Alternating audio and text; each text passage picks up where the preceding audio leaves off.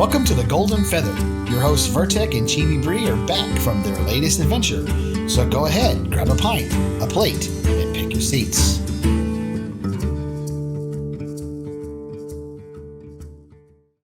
Hello, everybody. Welcome to another episode of the Golden Feather. We're here today on the 21st of October, 2022, with episode number 144, and we are chilling with Zillin. Yeah, that's the low effort. That's the easy joke to make. Hey, well, we're all about the low effort here. Just saying. There we go. Me too. Vertek has always wanted to do dad jokes or like puns with everybody's names. And so I was trying to think of something, and I think initially I used to roll my eyes at him for doing it. Yep. Oh, yeah. I just kind of, I accepted it now. I go with it. You actually stood up a time or two and you're like, do we have to make every name a joke or something funny or witty? Can't we just be like, we're talking about ashes? No. Yeah. Have you guys ever been to what's that burger? A Twisted Root burger place? No. So they give you, when you get your order, they give you a piece of paper that has like a famous person's name on it, like Dolly Parton or Madonna or, whoever. And then that's how they call out your order instead of a number. And they have a guy whose job it is to just stand there and he just makes puns and jokes about whatever celebrity that he calls out or whatever. And I was always like, if I ever was in a situation where I didn't need money, I would get that job. Yeah, there you go. That's fantastic. And I get my hair pulled back a little. Okay. But yeah, sir. So it's been a little while since you've been on here, and I know you took a little bit of a break there for a minute, years. And then came back and started doing more content and whatnot. So for those who do not know you, have not seen you before, have no idea who this legend is, could you tell everyone a little bit about yourself? I'm Zillin. I make content for Ashes of Creation and sometimes for other games, just if something really it piques my interest. You can find me on YouTube or Twitch. And I make videos. I'm opinionated. I say dumb things. That's what I do. That sounds like an amazing hobby / job. Just I say dumb stuff, and sometimes it makes sense, and sometimes it doesn't, and I don't care. I have fun with it. So, that's it. That's literally what I do. All right. So aside from this gentleman, we also have the ever lovely and talented Chibi. How are you today, Chibi? I'm doing pretty well. Much better now that I'm off of work. And the other highlighted guest of the episode today is your mic. How's your mic doing today? I think my mic needs some help. Surgical repair. Needs some surgical repair. Yeah, we'll apologize ahead of time if there's some noise coming from her mic. It's not like crackly stuff, but her boom arm decided it wanted to retire today and did not give the typical 2-week notice. So it is currently standing precariously on something else to keep it up. So if it falls and makes a loud boom, we are so very sorry. I will try to have cat-like reflexes. Well, I want chat to have cat-like reflexes to clip that if it does fall and make that's what's really important here. Yes. Clip it immediately, and I'll put it on loop on the oh my gosh, the background video there. To do it with the replay slow cam cleric reflexes. Not like this. Hey there, Revan and Overthrow. Welcome in. Yes, so we have Revenant, we have Overthrow, we have Stakino, welcome back. Magisto, Nair, Woodchip making jokes, Ashes Nair also making jokes, Killin with Zillin, Grillin with Zillin. Yeah. With Zillin. Yep. So, you haven't been on for 2 years with us. 2 years, yep. And you thought we weren't going to ask you to come back. I seriously thought that I would never, ever be asked to be back on this show again. Why is that? So the first time you guys asked me on was like 2 weeks after I made my first YouTube video ever. And so, I didn't know anything. Not that I really know all that much now, but I really didn't know anything then. And I got invited to come on the show, and even before the night before we went live, I can't remember if it was the night before, it might have been the weekend before, I can't remember. Vertek actually messaged me on Discord, and he's like, hey, basically without coming out and saying it. He basically said, hey, dude, all you've ever done is a scripted video, so we have no idea what you'd be like live. So do you mind hopping in a Discord call with me and we can just have a conversation? Wait, you did that? That's cute. And, I'm sorry. And so I was like, yeah, sure. And we hopped into Discord, and me and Vertek talked for like an hour and a half. Like, we just had this great conversation about ashes and MMOs and gaming and everything. It was awesome. Okay. So we're getting ready to go live, and you guys probably don't remember this. My guess is you guys do so many of these things that you don't remember like specific instances or what, things like that. But of course it was my only time, so I remember. Right. And right before, like, we're literally in the room 30 seconds before we're about to go live, and Vertek drops the bomb. Hey guys, I have a crazy migraine. If I don't say much, that's why. And so that's half the show. Like, it's you two and half the show just like.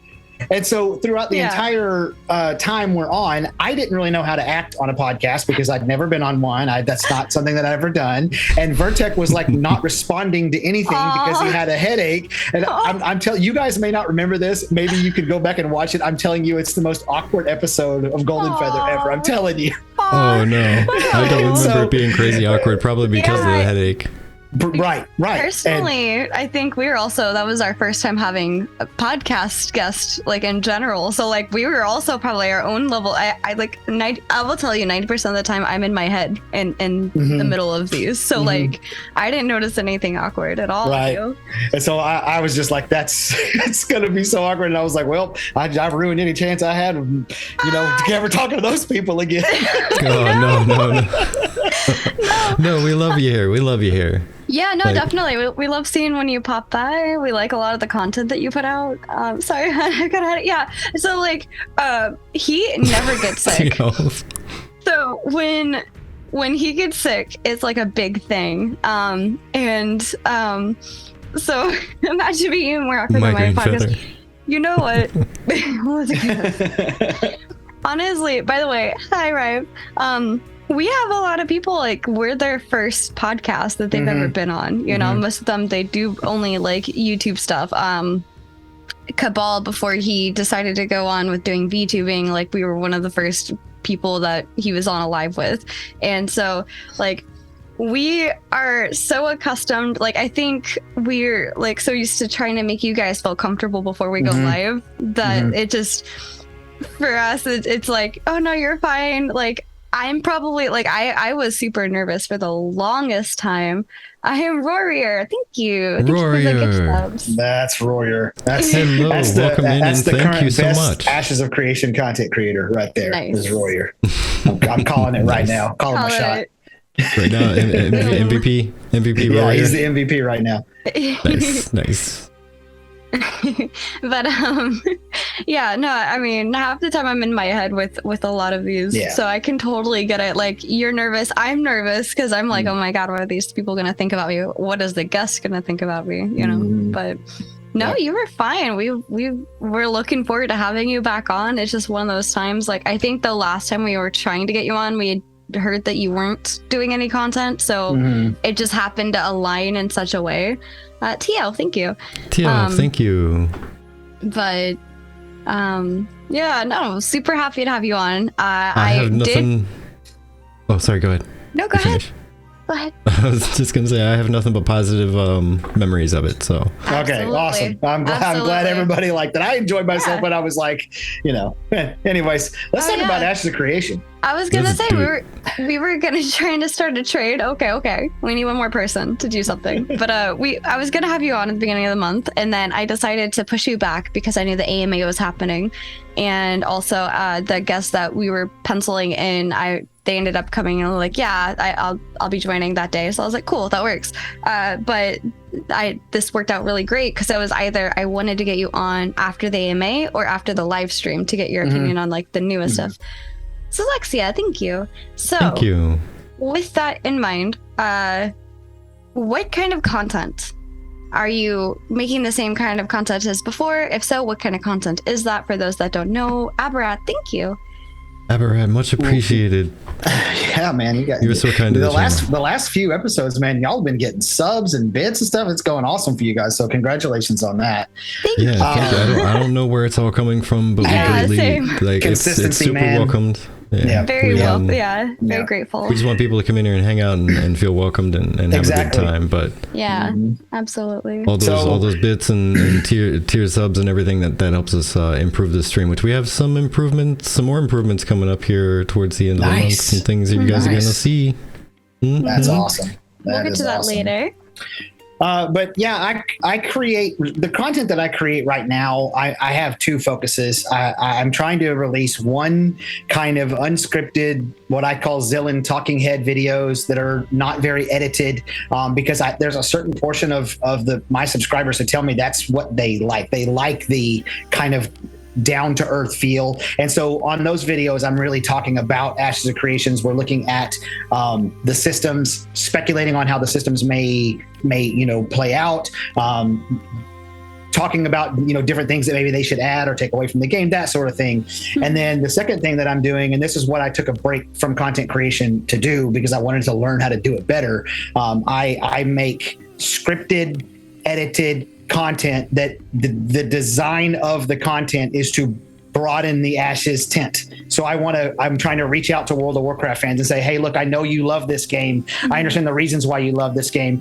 Here's a different idea. Here's something different that's coming down the pike that maybe you might be interested in. And if you are, go check it out or whatever. And New World fans, I want to talk to you for a minute. And ESO fans. And so I'm trying to broaden the Ashes tent. So I'm trying to do two videos a week that kind of, one of them is to the base, and then one of them is trying to broaden the tent, and that's really what I'm doing. And what's really weird about that is neither one of those things are what I plan on doing at launch, because at launch I plan on making like tutorials, build guides, chasing the meta, that sort of thing. So it's like totally different. Right. But I want to already have established myself as a content creator within Ashes before that time. Plus, I love this community so much that it just makes it easy to do that. Dante. Yeah.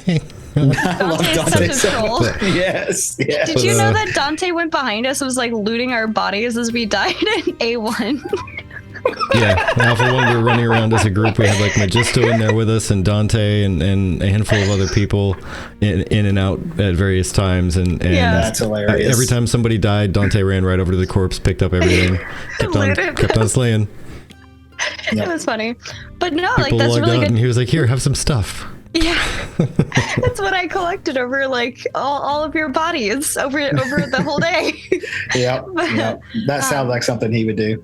Absolutely. It sounds really cool though. So like you're planning to have people come to you for guides, but until then, it's valuable content of like people who maybe played some of these games for a very long time, viewing Ashes perhaps for the first time, and then getting their input or their change of opinion potentially. More than I just want to put the seed out there. Like I just want to put it in their minds. There's this other game out there. So what I try to do is I either play the game for a couple of weeks before I make the video, or I talk to people who play that game, and I try to find out why people really love World of Warcraft or New World or whatever. And then I try to go, okay, if you love that, here's something that's going to, be similar in this way, but different in this way, maybe better in this way, or enhance your gameplay in this way.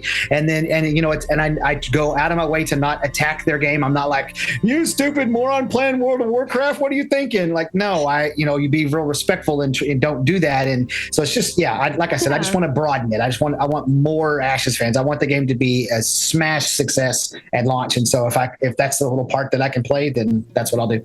That's awesome. But no, you see, but surfing through Reddit and whatnot, I've learned that that's possibly the flaw in your formula. Is I think people really enjoy when you tell them how bad their game is. They really enjoy the education. So right. Well, maybe we'll switch tactics after I try being nice for a little while. Oh my gosh. But so someday I look forward to telling people that I'm using the Zillin build. Hey, one day you might. That's awesome. I don't know if you've known this at all, but this is something that we've been talking a little bit more about recently. But would you be interested in making us potentially a commercial or two for your content that we can air here on TGF? Define commercial. So it'd be about 15 to 30 seconds. You talked to Flatus about this last week. Yeah, I did. Yes. Oh, I was driving, and so the phone was cutting in and out, but I got the gist of what you're trying to supplement the YouTube or the Twitch ad program. Yeah. I mean,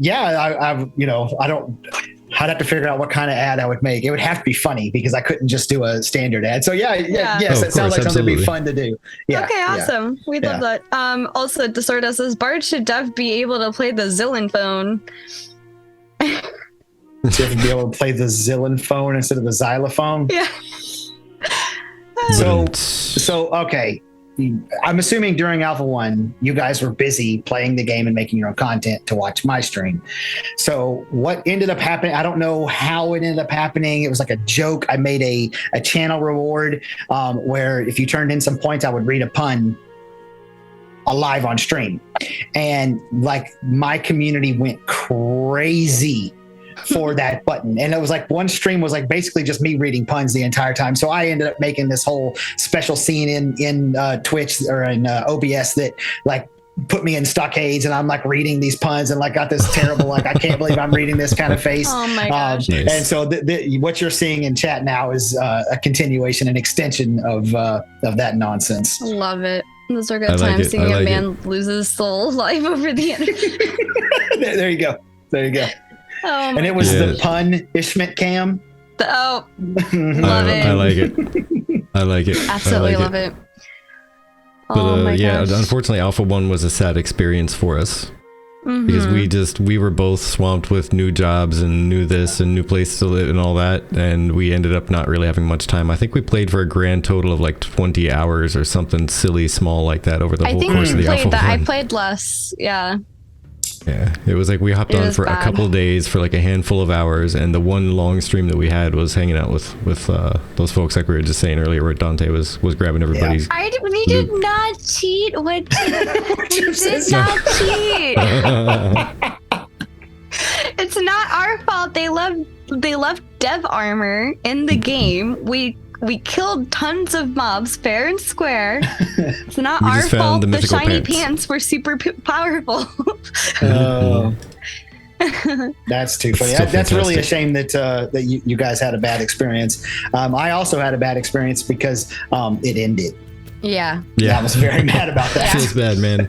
Well, bad. The really stinky part is we actually had more time where we could have played if there was like, I think 2 weeks before that or like a couple weeks after, we just had more time. It was literally like that little block of time we had nothing. Yeah. That's unfortunate. However, my boss this time, because I have a new boss since then, my boss this time has told me I need to take more time off. So I guess what I'll be doing is if there's a spot test up, I gotta take the day off. Sorry. There you go. I love it. I love it. Who knows? Maybe I'll stream it. Yeah. Well, you better. Yeah. Okay. Well, I mean, I do. If they're doing potentials from the AMA, right? So potentials, they're doing spot testing already. That gives to me sometime early next year, which means that my PTO would have refreshed. So that means I can definitely be like, I'm sick. So yeah, having a day. Yeah, then I can literally go kill in Wazillin. So there you go. Let's get a pun counter. See how many times we can. Pun. Don't do God. Why would y'all never do gonna that? Stop. Never gonna stop. No. Only if you're willing. Oh. Well, all right. So on that note. It's okay. I think I'm turning more red than you are. Because I'm embarrassed of myself. Because you're embarrassed of yourself. No, that was good. Oh, that was good. You did a good job there. It was a good Awesome. one. It was a good one. Okay. When it makes everybody make that face, that's when you know it's a good one. That's when you've succeeded. That's exactly right. If they look at you like they don't get it, then it's either really good or really bad. Like truly just bad. Oh my gosh. Okay, so I pulled a couple of topics, but I tried finding as many as I could relating to AMA. But before we get into that, is there any part of the AMA that you liked or want to cover the most that you haven't really been able to talk about a whole lot? I mean, Roar and I released video talking about the majority of what was really important from the AMA. I think the only thing we didn't talk about, and it's actually the question that I left for Steven for the upcoming live stream, it was related to that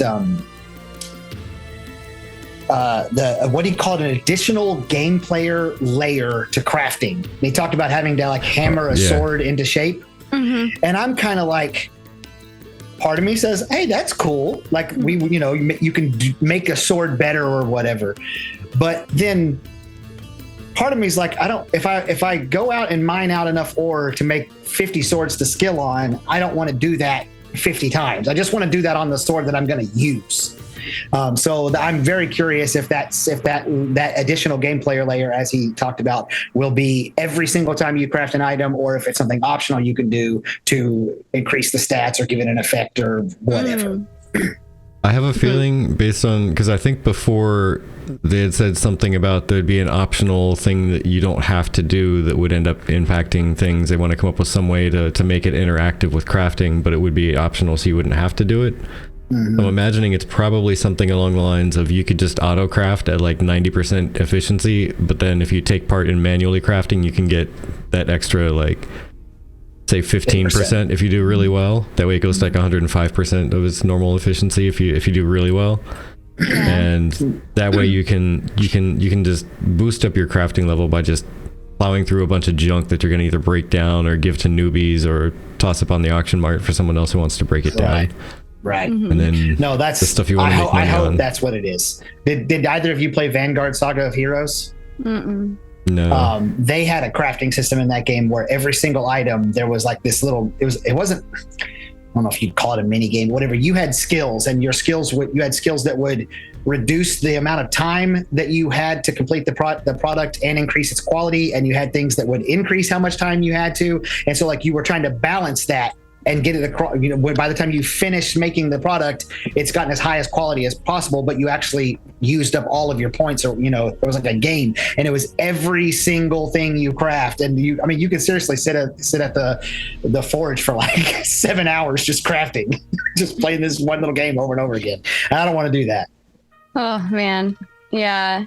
I feel like for somebody whose primary is, crafting in terms of what their primary goal out of a game would be, that sounds great for them. Hey Mihook, Final Fantasy 14 crafting was fun for me. Yeah, exactly. So I know people that sit around crafting and that's their main favorite thing to do.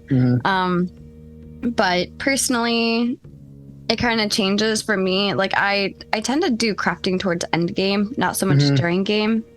I'll focus on leveling and getting my gear up first, and then I'll worry about crafting stuff. But that's also because I never really do crafting for armors and stuff like that. I mainly do elixirs, so that's all stuff potions. It's stuff that helps, but like not as much. Maybe it's better for like towards the end game stuff for raids.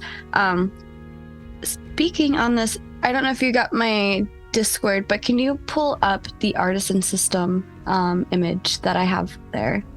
It's the second thing underneath. I thought that would be a nice Lex Max. Hey, welcome in. Thank you. 32 months. Oh my gosh. Hey, Lex. Oh man, 32 months. Holy mackerel. Yeah, I think it surprises me every time because I forget. I just forget that some people have supported us for so long, that we've been doing this for so long. And just every single time it astonishes me, and I don't know why it always surprises me. But thank you so much. It's greatly appreciated. It's because it's isn't that the wildest part about being a creator? Yeah. Like I released a video last night, and I'm not kidding, within like 4 minutes it had like 9 likes and 4 comments, and the comments were all just like, comment. Like they just wanted to leave a comment to like boost the algorithm or whatever. And I'm like, I just released this video. That's kind of That's cute. awesome though. Yes. No, it is. It's a way awesome. And it still blows me away every time it happens. I'm just like, it's so weird. So I got invited to DJ on this live stream later this month. And the person that invited me ended up making a post out saying like, my friends don't always have to drop all their things to come and support me every single show. My friends showed up when it was important, when I started, and just the fact that they showed up ever at all is enough. And that's pretty much my exact sentiment. Like somebody showing some kind of support at all is fantastic. They've given you their time and effort, and in some cases money. Guys. Yeah. Yeah. So the Trunkin says for the zillage. Oh man.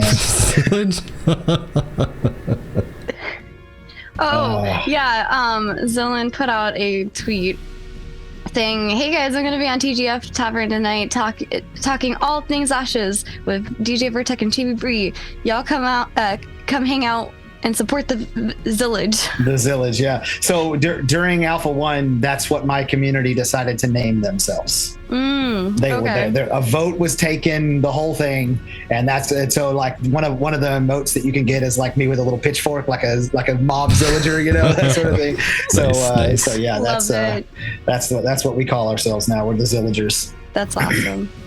I'm here for the Phoenix Initiative key giveaway. You'll be here for a while. And yet you named your guild Zillin' Me Softly. We did name the guild that. Zillin' Me Softly. Oh my gosh. Was I the Zillage idiot? Yes. Mm-hmm.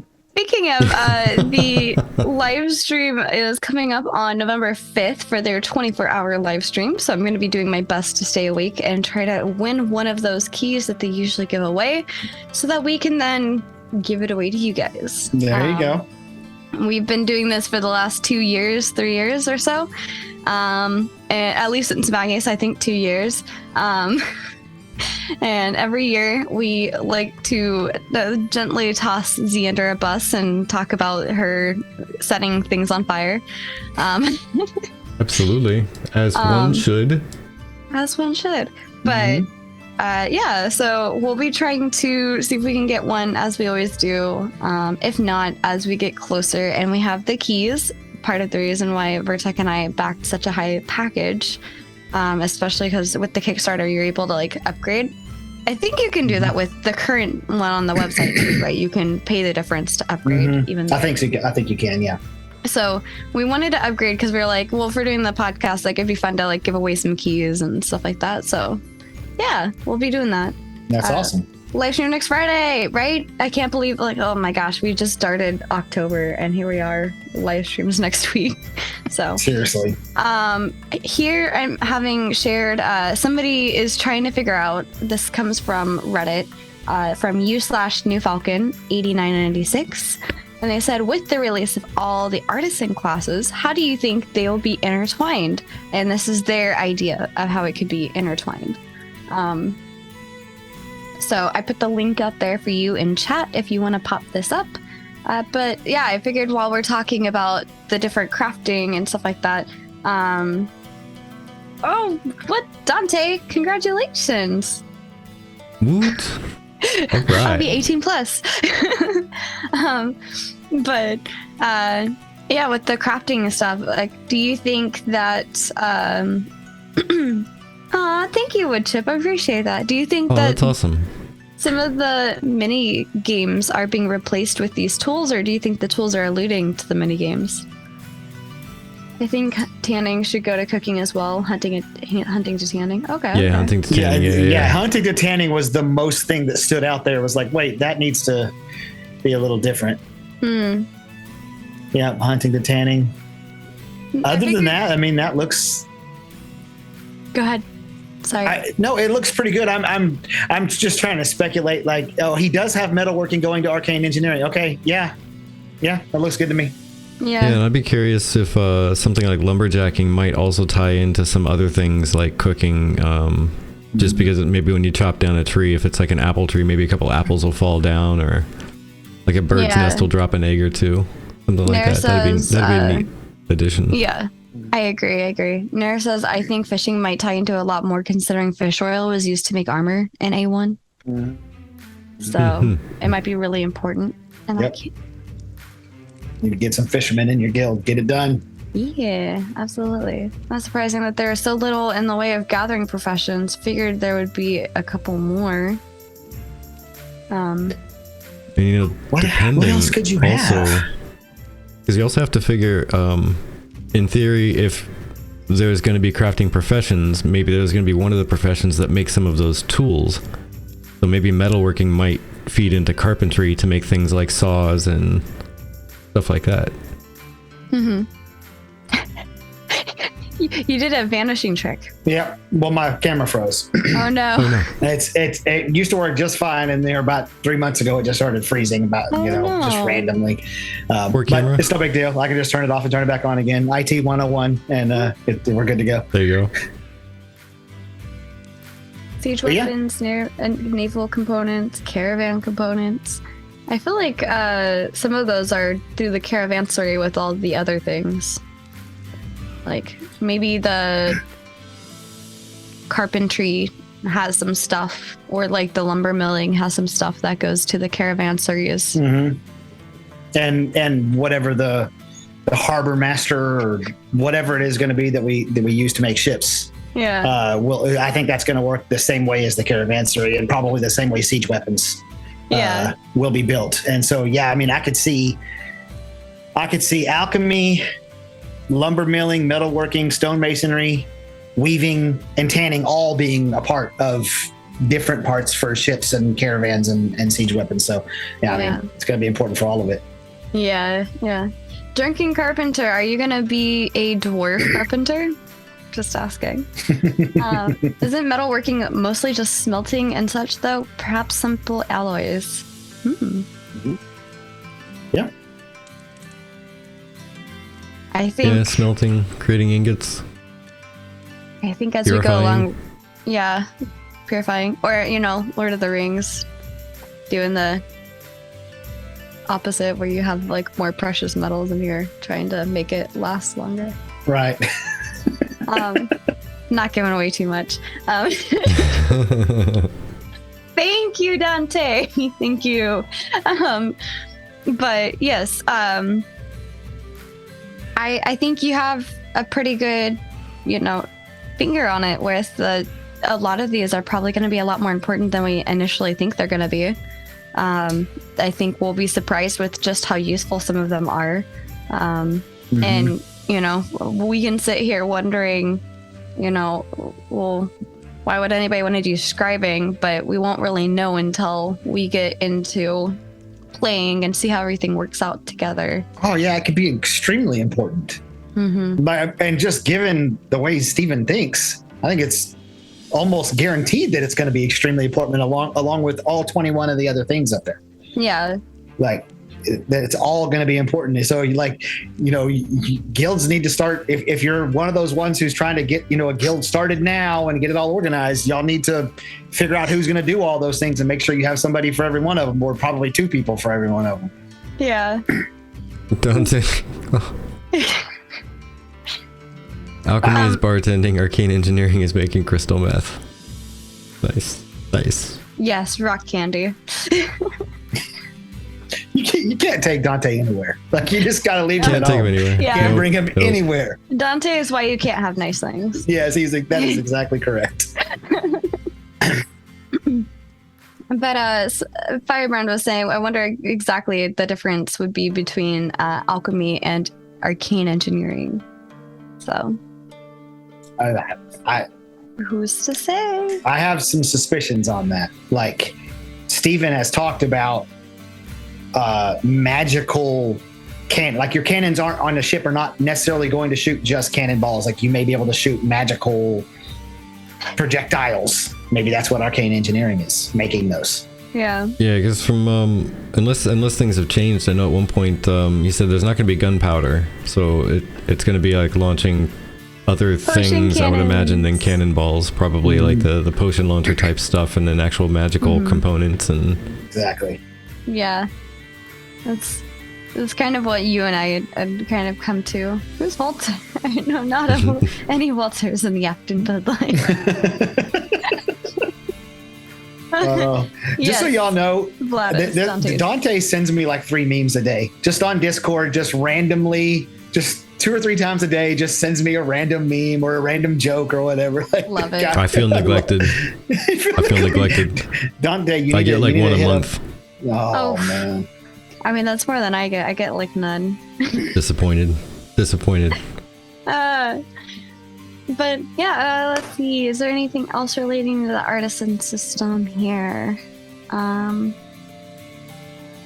They had asked about milestones need to be completed before Alpha 2 launched. Yeah, I guess actually circling back real quick just to add more on the original thing that brought up the profession stuff is the secondary system you were talking about. I actually really like the sound of that idea, again, as long as it's not a requirement to just churn out a lot of stuff to gain in crafting skill. Like, yeah. Doing that on every craft would not be fun. But I definitely support that, because it's much better than doing like the timed, reaction events. Yeah, the quick time events. Like nobody wants to do quick time events in an MMO. Yeah, because server side there's going to be lag and etc. If it's on client side, then there's going to be somebody who creates a bot to do it for you. Yeah. It's true. Very true. So it says you're going to talk about potential release dates at November 5th. Nope. I don't know if they're going to have that, because November 5th my birthday is November 4th. So like November 5th is after. So I am going to be prepared to document every little bit of lore that we can milk out of them, though. That's usually the best part that comes from that event, is usually that.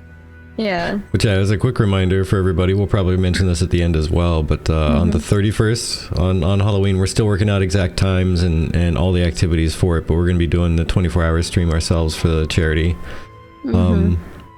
Currently toying with the idea of having 2 different ways to donate. Totally choose your choice. One that's going to go directly to the Children's Miracle Network, or the Rady Hospital, rather. Kind of jumping on the team with Ashes and Intrepid. And the other way would be a direct, like a tip directly to Golden Feather. That way we can collect all of that happens in the 24-hour period and do bulk buy-ins for redeems during their live stream. So if you folks want to jump on like a watch party with us and just chat, or we could just hang out in that room, actually, not even do a watch party necessarily, maybe hang out in Discord and chat with people. I was gonna say we would have just done a 24-hour live stream, so to do another one as a watch party would be crazy. But either way, we take everything that would be donated and it's all going to go to the charity. It's just how it goes there.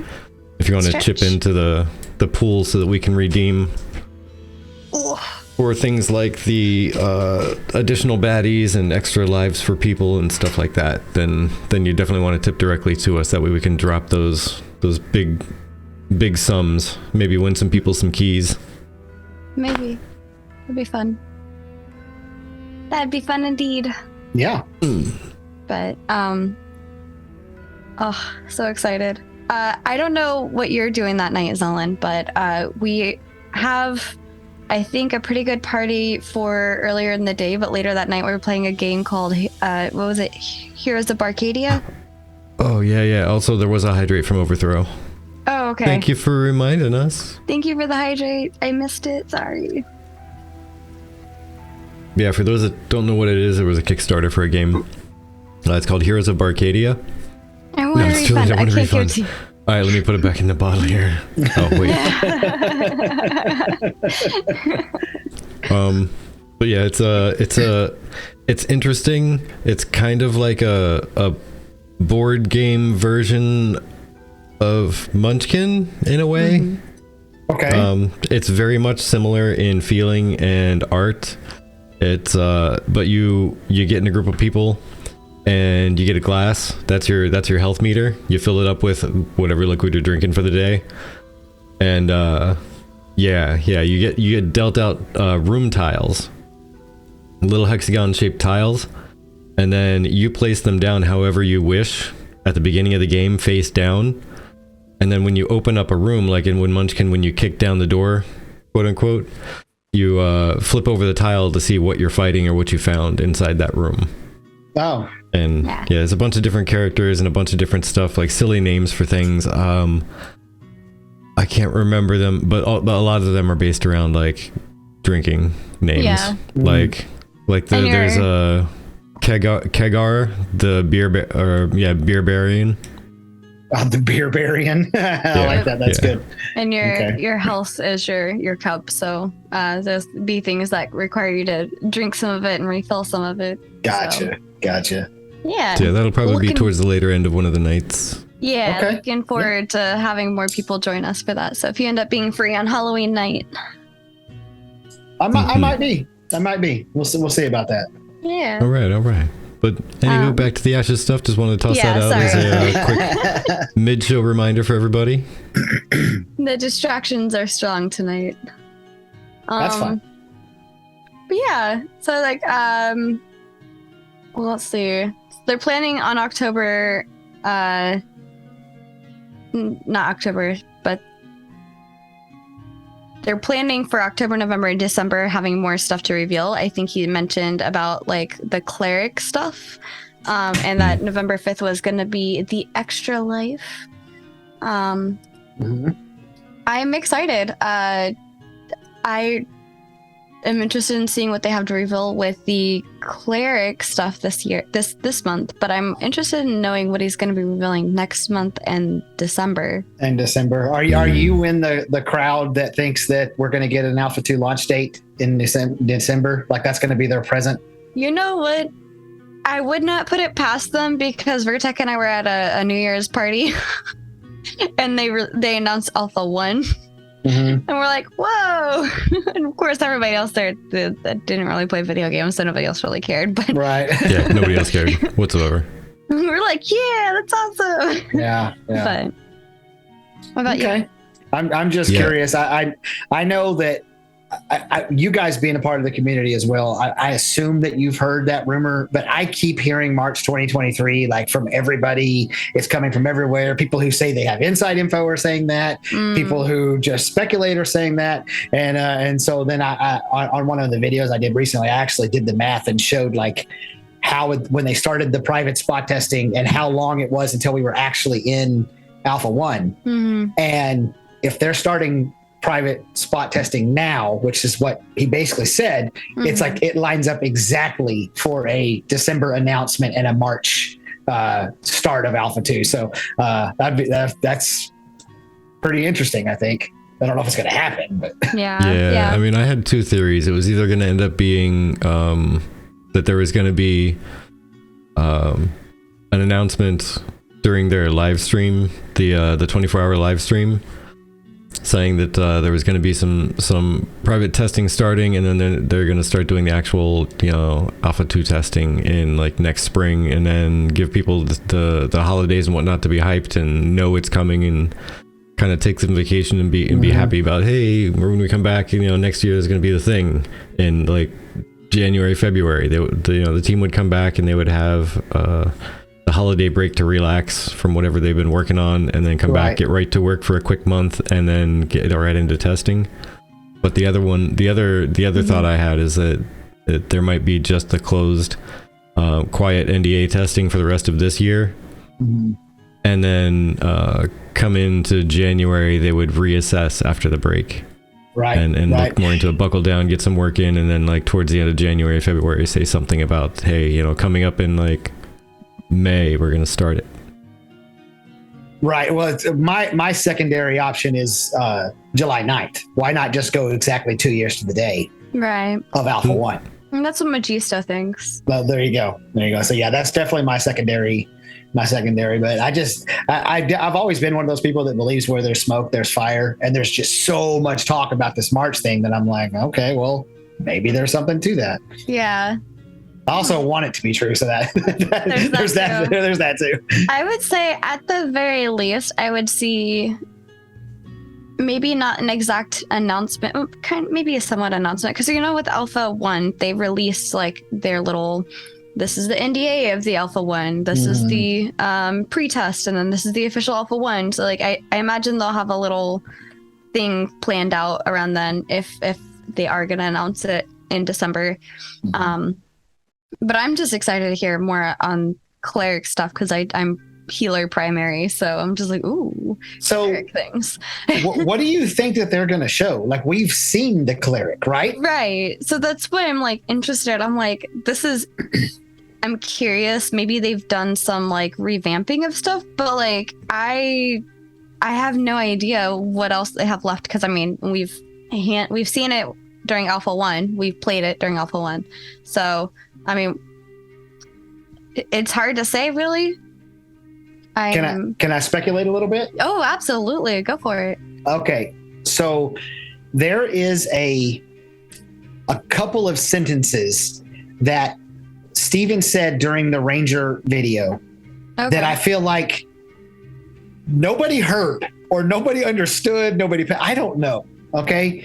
And so, after the Ranger video, even during the Ranger video, really, there was a lot of talk about this is just a pure tab game. Why would I choose action over tab? Mm-hmm. They asked Steven later specifically why you would choose action over tab. And the answer he gave was just not an answer. It wasn't a good answer, but he had actually given that answer earlier.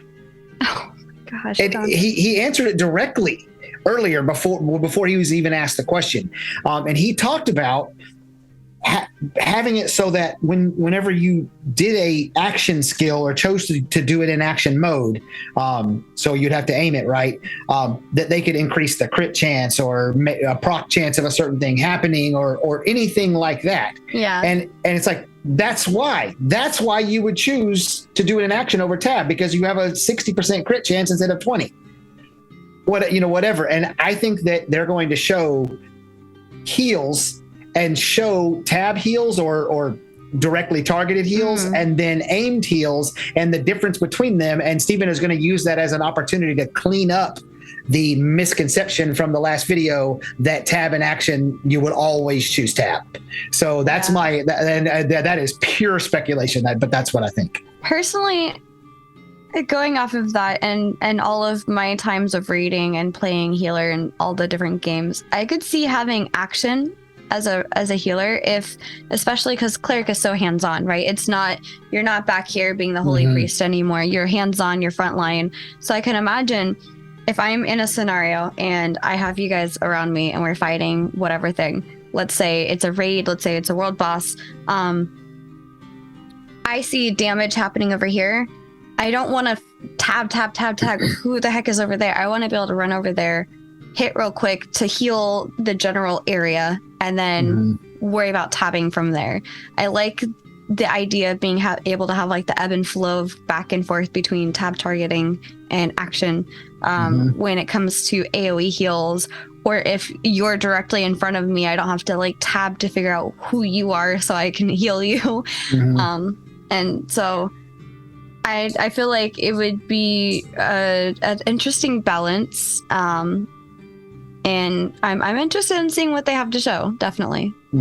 Yeah, I'm ready to see what they have to show for sure. And I just have my little speculations. I'm bad about that. I'm always trying to figure out what they're thinking. Yeah.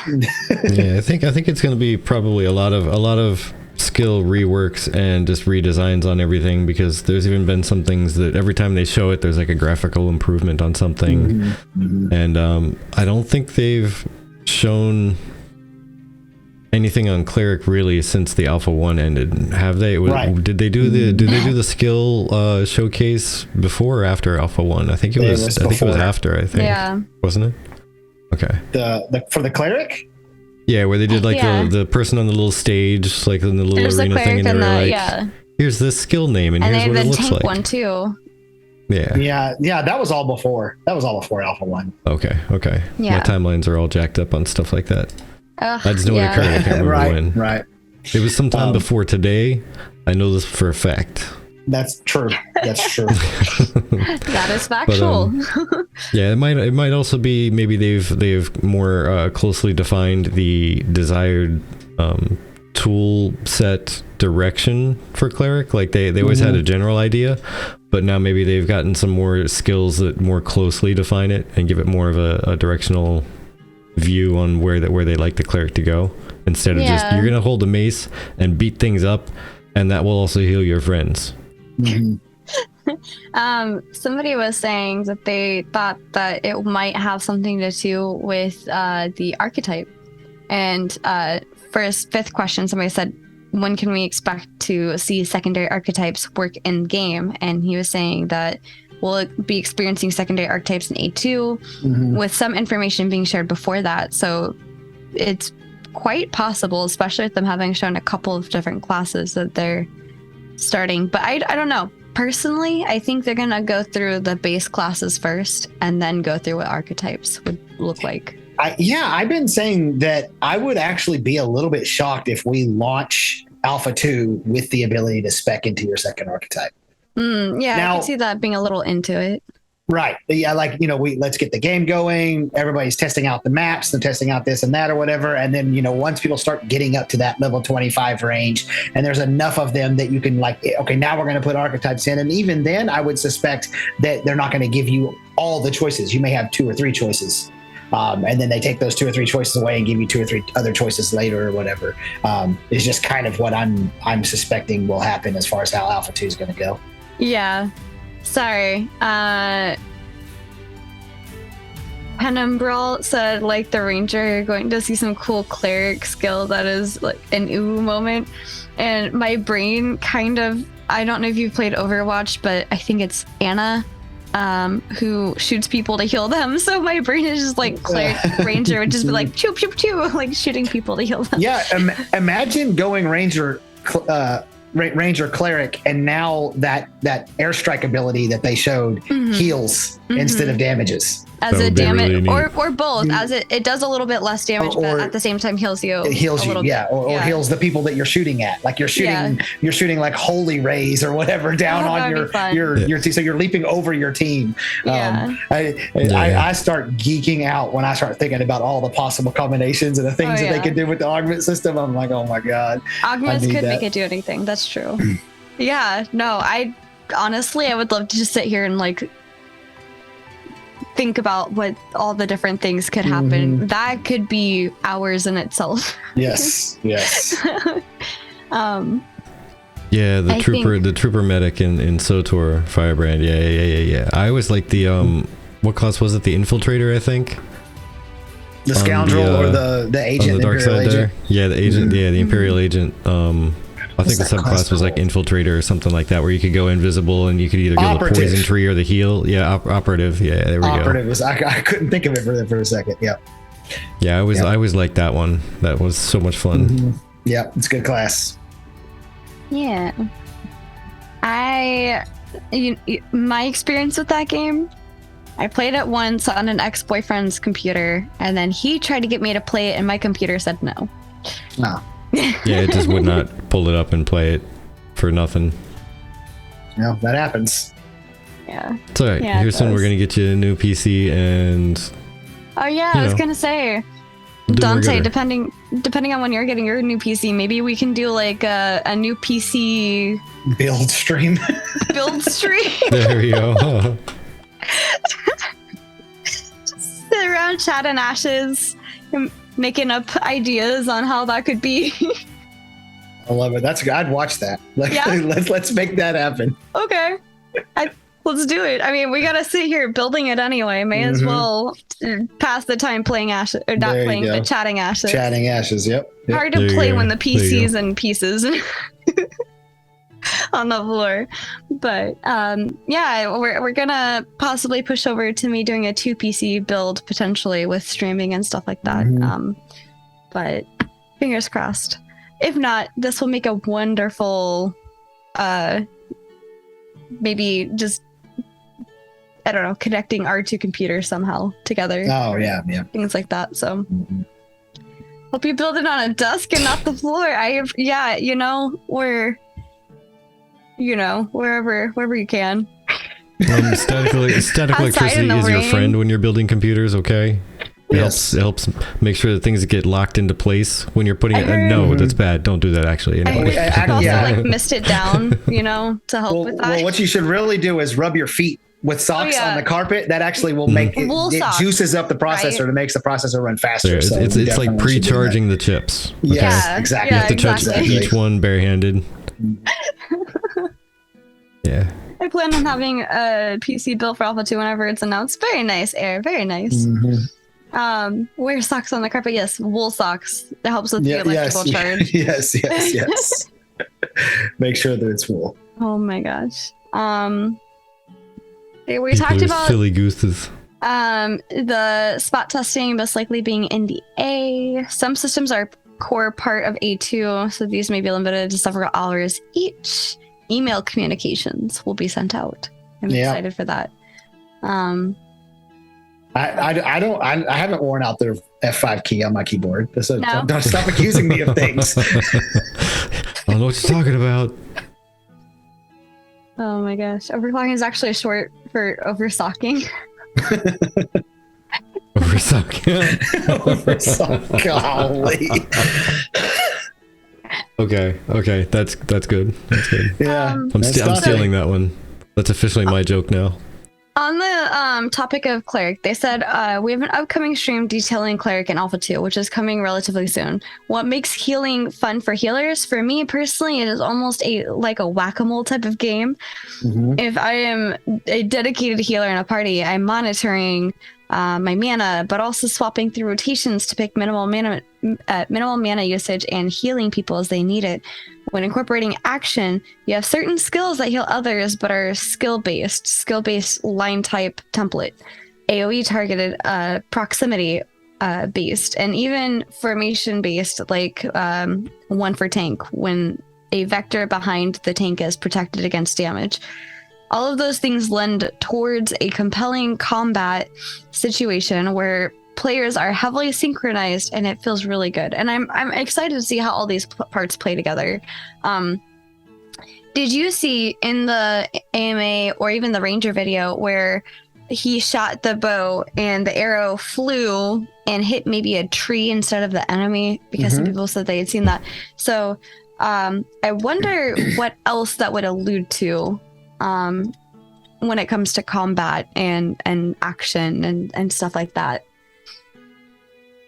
What do you mean? What else would it allude to? Like, would that mean if just the age-old worry of like if I'm trying to heal you and Vertec runs between us, does that heal Vertec instead? Oh, I mean, I would say yes. I would say that's going to heal Vertec instead. Yeah, and that's going to be, and that goes back to what I was saying about when we first started, where the reason why you might choose to do the action heal, even though it's not guaranteed to hit like the tab heal, is maybe it's, it heals for 1,000 instead of 400, or it has a bigger crit percentage, or it heals and then it has a hot on top of that, or whatever, because you used the action version. And so you're taking that risk, and it's all about, like Steven always says, risk versus reward. You're just you're taking that risk. Right. Yeah, so here's also where the skill trees could create a lot more variation in builds and a lot more options. Is if let's say you have a skill that ends up being directional based for the healer, right? The direction you face, it's gonna spray healing that direction, whatever. The first person it hits is who it heals. So you have to target it, whatever. And you can power it up to like 2 or 3 points. And get it stronger and stronger, but then there's one more tier after that turns it into a smart heal. So you can either choose to be like, okay, I'm good doing it just tactically, and the first person it hits is cool. I'm working well with that. I can save those points and spend them elsewhere. But then one other person might like to stay in the thick of things and be in the middle of everybody, and they don't want to take chances. So they're like, I don't care exactly one specific person I hit. I can try to be like calculating and steer around if I need to, but I'm just trying to keep everybody alive to a general degree. So just smart heal it. Yeah. Just aim it in that direction, aim it at the lowest health bar, and shoot. The end. I think Drunken Carpenter says, would line of sight factor into tab then? Line of sight does factor into tab, and that's one of the big questions that I had after the Ranger video. And one of the videos I made specifically addressed that topic, and somebody came in and said that Steven cleaned that up in Discord later on after the live stream. So if you're in tab targeting and you're tab targeted to let's say a healer that's behind a row of tanks, you can't just tab target and hit him and the arrow just like magically teleport through all the tanks that are blocking the way. It's going to hit the tanks. Or if they're around the corner, the arrow's not going to follow them around the corner. And that's one of the big differences between this hybrid system and say ESO or Guild Wars, where that has that soft lock. Like their soft lock is different than Ash's soft lock. If in Ash's, if you tab target something and fire, and there's something between you and the target, it's going to hit that instead of what you're trying to hit. So yeah, absolutely. The line of sight's going to matter even for Tab. Yeah. Tabra says you need to use F keys. No. You're going to have to use F keys for sure. Alt F4 best combo. Yeah, definitely.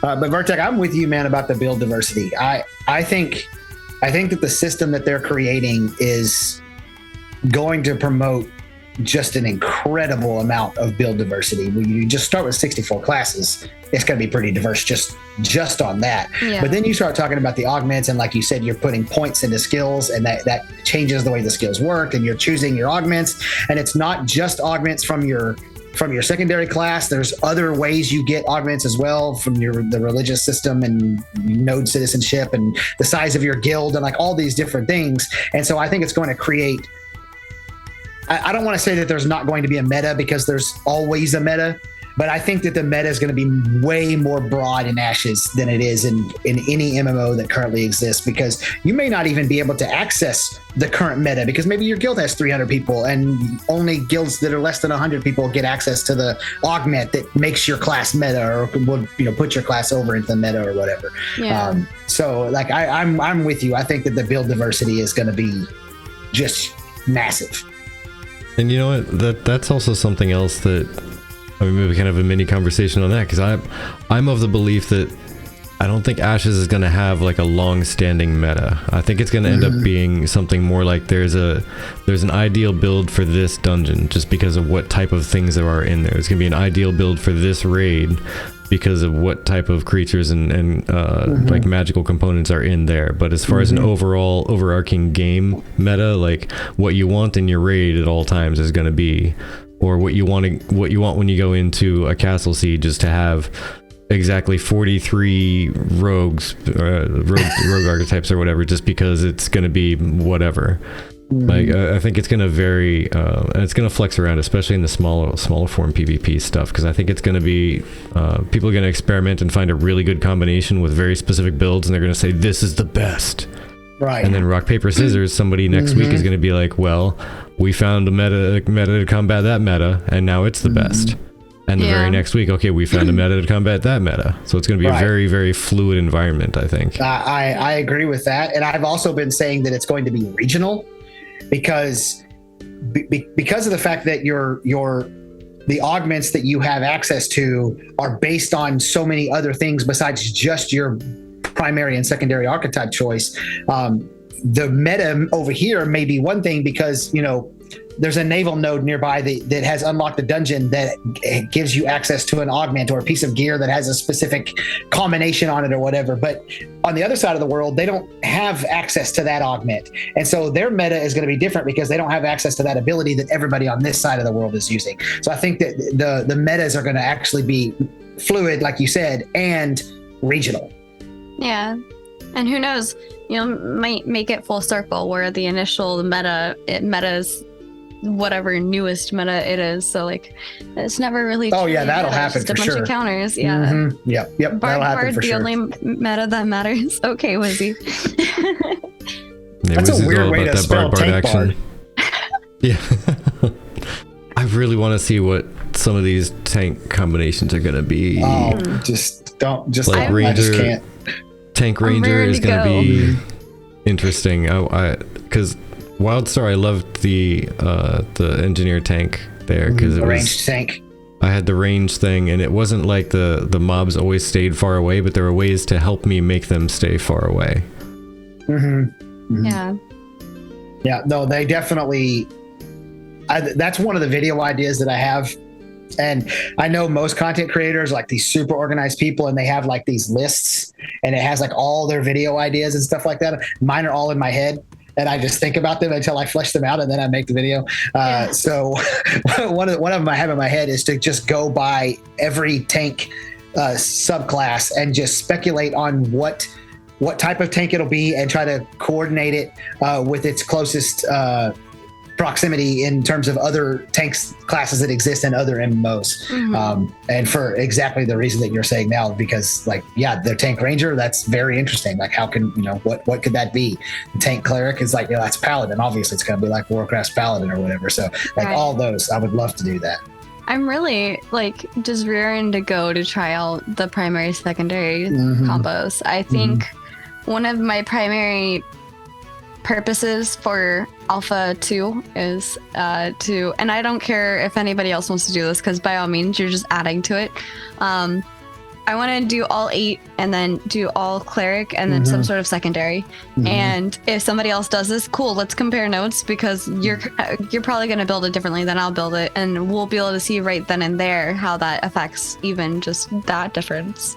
So it's so interesting that you say compare notes, because that doesn't happen in other MMOs. Right. That's not how that goes. And so I already have started, and anybody who's watching right now, if you have a specific class that you plan on playing and you want to feed me information, especially gameplay footage, message me on Discord. Right. Message me on Discord. I'm actually trying to build a group of people that can give, because I can't play all the classes. There's 64 of them, and I want to be the build guide guy, right? So I have to like get that information from lots of different people. So I need people who are going to play clerics. I need people who are going to play rogues, all that stuff. I'll probably have tank on lockdown, but maybe not every one of the classes that a tank can be or whatever. So I'm right there with you. Sharing notes is going to be bigger in this game than it's been in any MMO in a long time. Yeah, I can agree with that. Hey, Brigand. Absolutely. Welcome in. But yeah, as Pen and Brawl says, not just class comparison, but also weapons. Yes. And then the weapons with their own stuff. Yeah. Yeah. How does my build affect change depending on each weapon that I use? And then how does my build differ from your build with also each of those weapons? Yep. So it's going to be really interesting. And there's so many. Going to be a tank bard with double wield daggers. Don't tell me how that's going to work. I'm just going to do it. You know what? You make that happen. I don't even want to try to think about that. I can see a rogue cleric with double, yeah. There you go. Healing spikes. Orb tanks will be meta. Orb, yeah. It's Orbin time.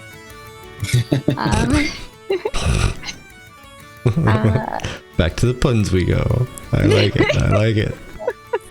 We will always go back to the puns. Right. It's hard to not. So that kind of goes along with will we see Summoner, Cleric, Mage, Rogue, Bard before Alpha 2?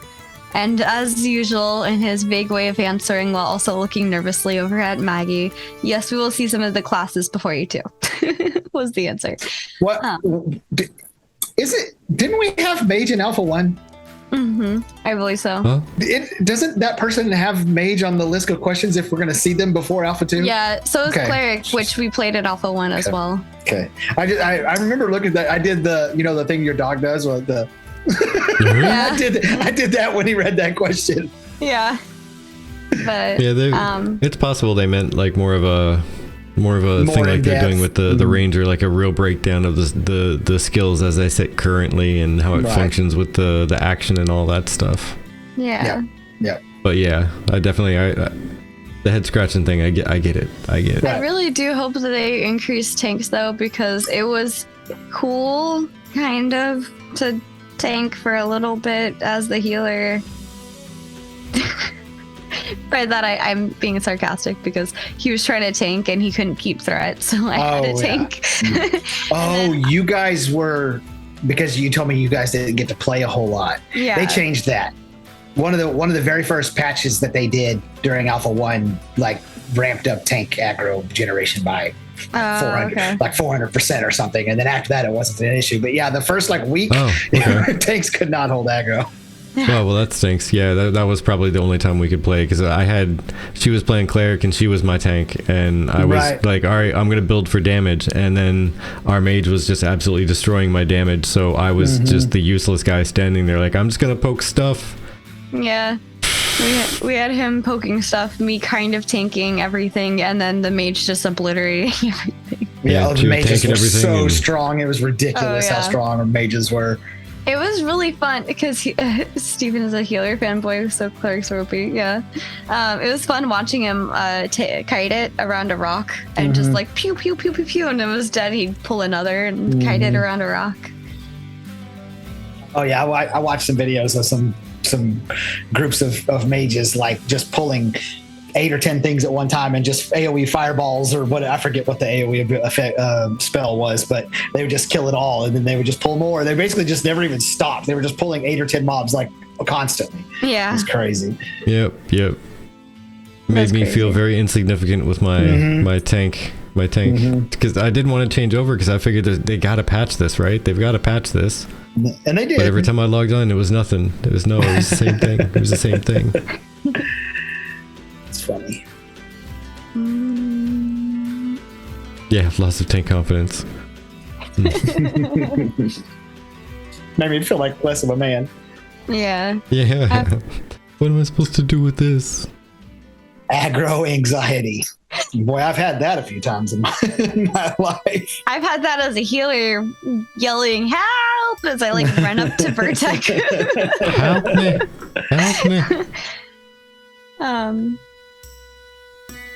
I like the number 18 was if a node gets destroyed in a seizure due to atrophy, blah, will it leave behind any ruins? And the answer was there will be a set amount of time where there will be a ruined state. The footprint of the node itself will have hidden treasures that can be found.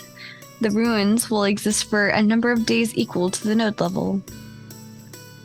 Thought that was interesting. That was that to me. That was the 25-ton mega warhead dropped on our foreheads. Like what? Yeah, that is such a cool idea, and it's little stuff like that he almost says this stuff casually. Like, here's this incredible thing that we just came up with. Yep. Here's this big thing we're doing. Just a thing we're doing. It's no big deal, guys. That is a very, very cool system. The way that he explained it, where like it's not going to be you walk in, see chest, push button, get thing, and leave. Like you're gonna have, there's gonna be like some level of like an archaeology, digging it up, finding it type of thing. It's gonna be time consuming. It's gonna be an actual treasure hunt, and you're doing all that while everybody there would like to see you stop breathing. So that part was just absolutely insane, and I'm really excited. I'm not even a PvP guy. Like, I'm really not. I don't really care that much about PvP, but this game is getting me excited about PvP, and that's really weird. I'm excited to see how that transpires as well, because that was going to be my next question. Is like, how do you guys think that would happen with the PvP? Would that become a PvP hotbed for a minute? Mm-hmm. I mean, I think that's absolutely. You can kill in there without getting corruption. Yeah. People are gonna be killing in there for sure. The killing fields. We've discovered them. This reminds me of the houses falling in Ultima Online. It was my favorite part of Ultima Online. And then Absolutely Taco says Ultima Online had IDOCs in danger of collapsing houses that fell due to no subscriptions or a ban. Very nice.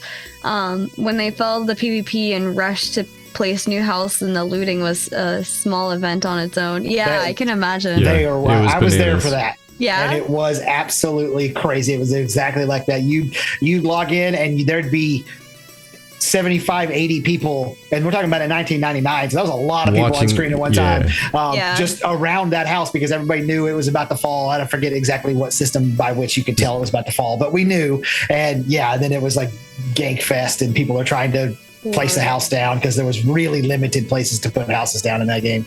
Yes, especially on the more popular servers. The real estate was a big thing. Like, there were some people that had a lot of money that had to buy the smallest house possible because that's all they could find even the potential for space to do. And cutting deals with people like, hey, I'd pay you money to buy a smaller house so I could put mine next to yours. Right. Yep. All that stuff. Yep. That's crazy. I wonder if that's gonna be a thing in Ashes, because again, if there's a lack of sub, which some of us don't have to worry about ever, or if they get banned, But like, if there is a lack of sub or if there is a ban, I wonder if they're gonna do something similar in place. Not just with the node de-leveling, but yeah, because then if your sub runs out, like imagine losing your house. There's a lot more at stake. It's not just $15 anymore. Right. Yeah, exactly. and it's the big question is going to be how valuable is real estate going to be? Like, can everybody put down a freehold, or are there not enough slots on the server for everybody to have a freehold? And if that's the case, then yes, there's going to be it's going to be a land rush. That's what it's going to be. Every time there's a freehold that goes down for whatever reason, it's going to be a land rush to be the first ones to get there for sure. Absolutely. They'll be executed in a node square and the mayor will hold their head up as an example. Oh my. Well then. Oh my gosh. Yeah, like Penumbral there said, or Penum. Is it supposed to be Penumbral? Like Penumbral, but Brawl instead? I imagine like Penumbral. Like, Pentakill, Penumbral. Well, he goes by Penumbra on Discord. And I think he just added the WL to put the Brawl like Penumbra. Gotcha. Penumbral, okay. Got it. But yeah, like Penumbral said there, in-town houses, not the instant ones, those are going to have real value. Like those are going to be ones worth that are on money. The node? Yeah, like it'd be worthwhile to buy a house at like that stage 3 as soon as it becomes like a tent in town that you can pick up and just keep it all the way up until he hits max, metro. And if it becomes a metro, then wait until all the other places are definitely bought up and full and it's established a little bit, and then just make money and look for the next node to rise again. There you go. That's actually one of my goals, is to own like on node housing in one of the bigger, like, more prominent nodes or whatever. That's like one of my little mini goals that I'd like to accomplish before it's all said and done. Yeah, I could agree with that. Along with being mayor somewhere. Oh, that Mayor's one about I'm to get not some so sure. pitchforks chasing after him. Yeah. Be able to keep and sell houses and ashes as NFTs. Use it in other games. Could you imagine somebody going to like World of Warcraft, like, hey, I got this house in ashes. I'm just gonna place it down in here if that's all right. Oh, jeez. Well, I'm imagining people trying to trade. I'll give you 5 million Warcraft gold for your house, your on node house in ashes, like trading cross games. Oh, that'd be interesting. Yeah. Oh man, that'd be bananas. Yeah. What was he putting there on timeout? You're grounded, mister. Kind of going back to the wide variety between classes, and even within their own archetype combination. Steven said we'd see roughly 15 to 20 skills, but it depends on your skill tree. So like, even that alone, if you and I built it the same way, we might prefer different skills. And different augments on our skills. So I think that that's more than what some people were expecting. I think some people were expecting like maybe 10 skills or something like that. But 15 to 20 is a huge amount to choose from, and it really defines what type of player you are. Are you more of a CC'er potentially? Are you more heal and attack with little CC? Like, what do you value out of your character? Action versus tab. That's going to be another one. I think, in my opinion, when they say that you're going to be able to be like 75 to 80% action or 75 to 80% tab, what they're saying is the choices, the skill choices that you make and the augment choices you make on those skills, which ones you choose to have skilled up or points into will determine, that's where you're going to get your 75% in either way, or, a 50-50 mix or whatever. I've been saying that for a while now, and I think that the AMA kind of like cemented that, or it might have been the Ranger update, something he said in there. I was like, I think that's what they're going for. Yeah, I could definitely see that as well. Yeah, I know. When I first played WildStar, because WildStar did the limited action slots as well, the LAS. I thought it was a really crappy idea. I said, this is just dumb. But that's also because I was playing games that you had like 9 action bars, or in WoW you could have like 16 action bars and just layer the entire like bottom quarter of your screen with nothing but just buttons that you could push. And I got used to that, and I got used to that play style, and I thought it was silly that I could only choose like 8 things and then like a health potion, and I thought it was ridiculous. But then after I played it for a minute, I got about 3 months in, and I so much more prefer that. So much more prefer a limited action slot setup, because it's just, you got to strategize more, you got to build for what you want to do. You can specialize as a certain type of whatever, and people are going to know you as that type of person. Like this is the type of tank that this person likes playing. That they've tuned this build so much and gotten it done really well. And it just, I don't know, like I always love options on things, but I think it's the options part that I like, not really the final customization that I like to be brought. I think the final customization, I like to be customized to how I like it, but I like all of the options to be there, so I could change my action setup. I could change my skills out of combat and figure out which ones I want to put down there. That's the option that I like, but having them as like 100 skills as an option at any given point in one single fight, it's a little overwhelming.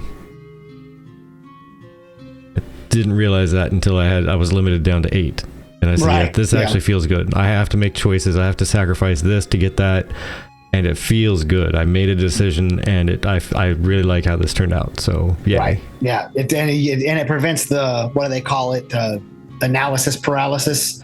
You know, you're not when you have all these choices to make for skills and a 1.5 second global cooldown, so you're having to make those choices really fast, and you have so many of them, you know, you can pick the wrong one often or whatever, and so condensing it down can also, I think, kind of narrows the skill gap. You don't have to be so skilled when there's not as many options. Now you might need to be a little bit more skilled about what you put on the bar, but you don't have to be as skilled when you're actually using what's on the bar, for sure. Right. Some other things from chat. Absolutely. Taco says my shaman needs 16 action bars. Sounds about right. No. It's elemental, right? Nair says I prefer limits on it as well. So does Meat Hook, saying that I prefer limited action, but more than like 6 skills. That's just not enough. Limited sets can help people with sausage fingers too. Sure can. Overthrow said I had Tink abilities in WoW that I would use for 10 seconds on one boss fight the whole patch because they were that niche. Yes. That's the other bad thing about having so many things that you have available, and you can put slots out for it, because then you're like, well, I have to put it out there. I'm going to use it someday. Yeah. Yeah, right. Yes. And I wonder how ability swapping would be. Well, that's literally what I was just about to bring up, because Steven talked about that. He talked about you could save your builds. And so I assume that what skills you have assigned and to what button would be a part of saving your builds. And so you could go into town, and I would like, for a guy like me, I'm going to have like 20 builds to choose from. I'm going to be like, oh, okay, this is my area, threat generation build. This is my single target build. This is my leveling build, all those types of things. And it'll just move the, whichever abilities you want into those spots. And I hope it's that easy. If it's not, then they need to take it back to the drawing board. I'm willing to wait till later for Alpha 2 if we're not going to have that. Right. Yeah. No, the other thing that I'm kind of torn on is the fact that you'll have to go back to town to do the change. And I'm only torn on that because of it being the type of game that it is. And I know that that's specifically why I'm torn, is because you're going to go into a raid, right? It's an open world raid, and you only need this one person to be a tank for like a couple fights, and the rest of the time they can totally just be doing damage stuff. Because there's, you have 2 or 3 tanks running, and then you need one more for this couple of fights, and that's it. Well, if you want them to change their spec, they're going to be running, because there's no fast travel. They're going to be running for, it could be 5 minutes, because the raid could be around the corner from a node, or who knows? We don't know how the world is structured. Exactly. So it could be a 30-minute run back to town or something, like a 15-minute run back to town, and so they have to run back 15 minutes and then come back to the raid, and there's already been 3 other parties that are like, are you doing anything? No? All right, we'll go ahead of you. Don't worry. We'll kill it. Do you think there'll be something special for guilds where perhaps if a guild reaches a certain level, I think if they have that, that you would be able to have some sort of tool that would let you change your at least your skills, not maybe your secondary, but at least your skills? No. I also. Oh, sorry. Go ahead. I was just going to say that from everything that I can see with this game, with what they're doing, it seems to me that they are, and this is bad for me, just for the record, they are making this game for planners.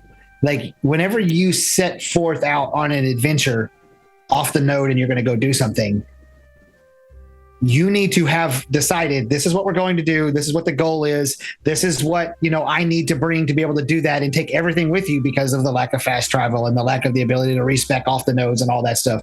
So anything that they do that like takes away from that, especially giving it to guilds, because then that you're just giving more strength to already organized people who already have the advantage over the unorganized people. So, I mean, that's kind of what I think about that. Okay.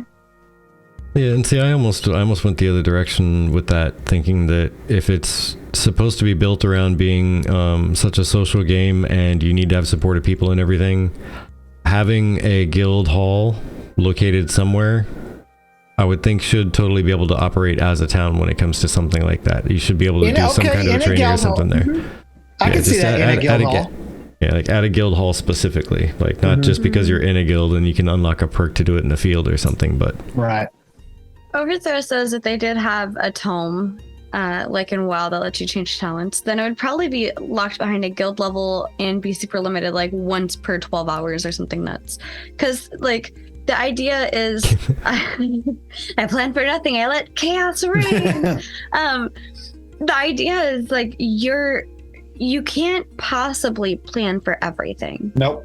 You don't know what the boss is going to be better against. And if you know that you have a different skill set that you have pre-planned out, that you like to use against a certain type of mob, or you notice is more effective against a certain group of creatures, then you don't know unless you bump into them where they are for 1, or for 2 when you're going to bump into them, especially in terms of like world bosses and other events that happen. So I think knowing that you can't plan for everything will be important, but hopefully there'll be enough little nodes along the way that you can stop in real quick and just adjust, so you don't have to go all the way back to like a really far one. But I guess it depends on I guess a few things.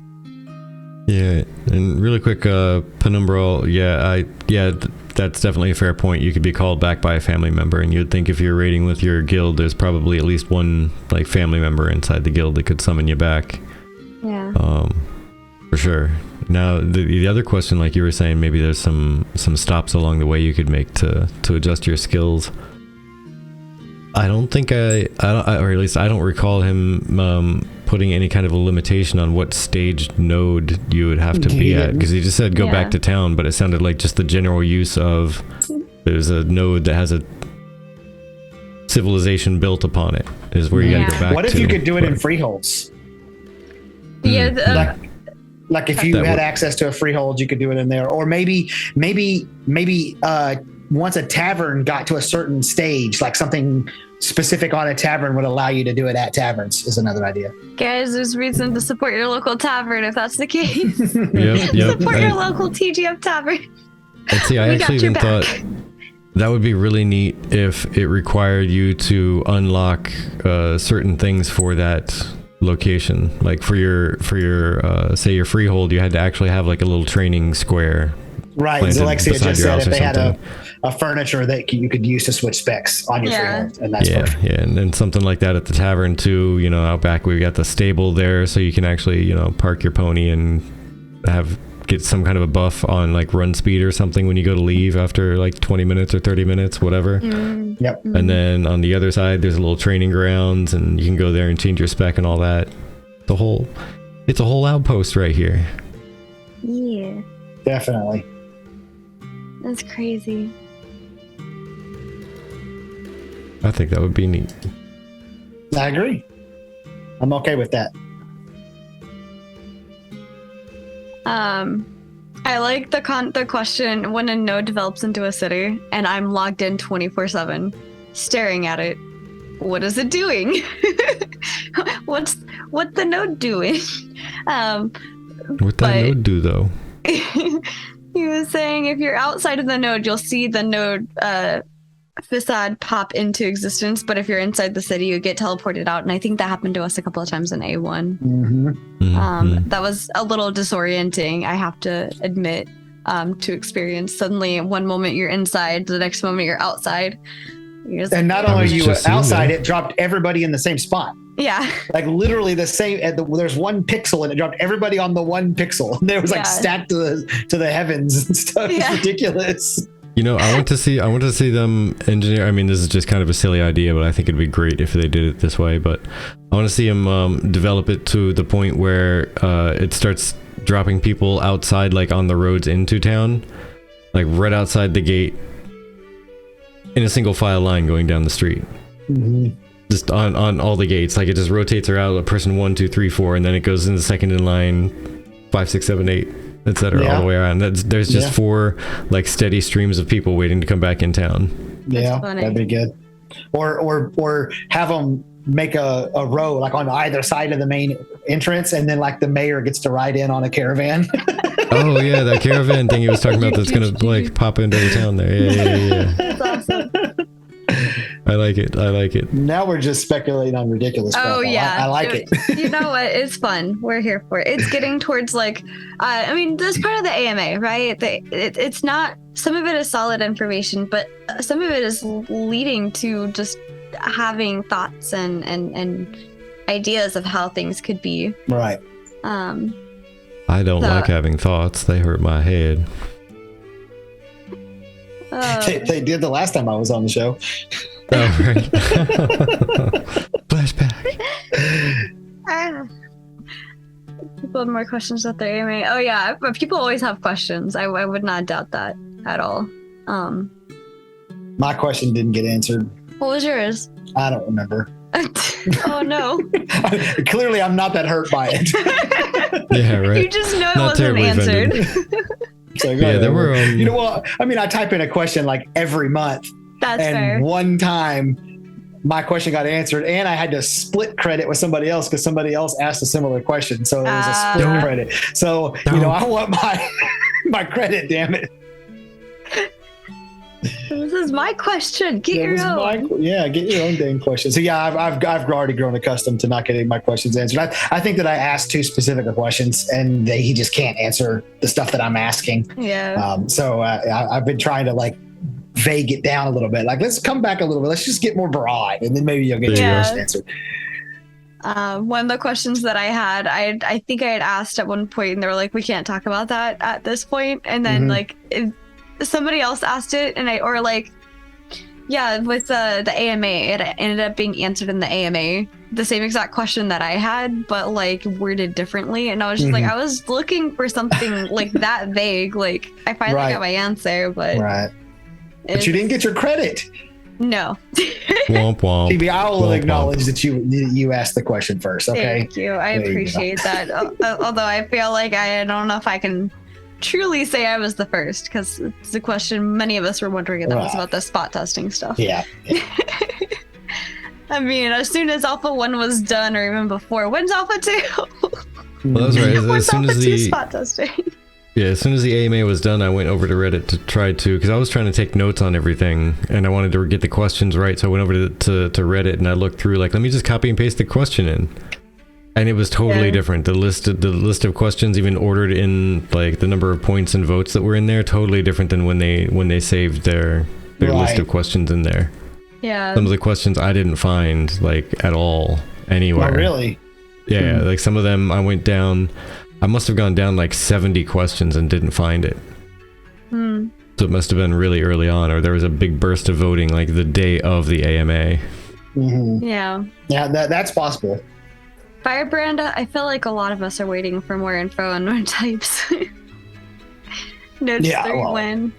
That's just a given. We're skipping past nodes 3 and just going to nodes 4. Like nodes Right, 3 yeah, is like nodes- Oh, you know what? Here's something Penumbral said there in or Penumbral said in chat that I actually, for some reason, I hadn't even thought of. And that's that each server, as each server progression is completely different, the real issue would be with node reputation. How would node reputation be handled with server merges? I mean, I And would that's assume. Sorry.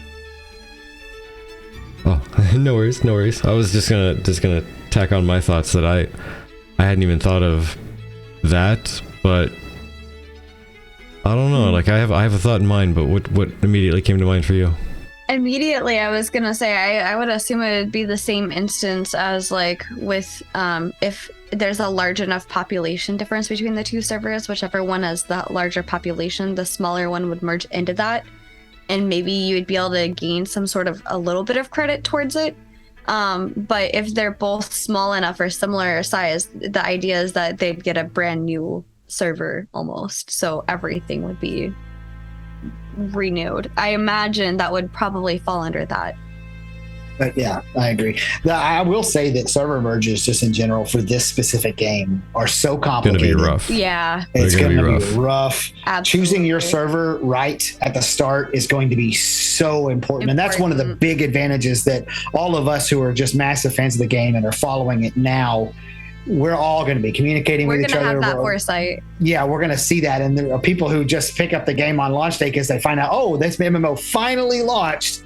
They're just going to pick a random server, and then the merges and that's going to be so bad. And I sit down and just like really try to think as hard as I can think about how you could make the system so that you don't have to do server merges, and I just don't think it's possible. I think that there's no way you're going to sustain the player base. It's going to happen at launch. It's just not realistic, and so you're going to deal with server merges or 6-hour long queues. You could have fewer servers, but then your queues are so long, and then everybody will hate your game for that. So yeah.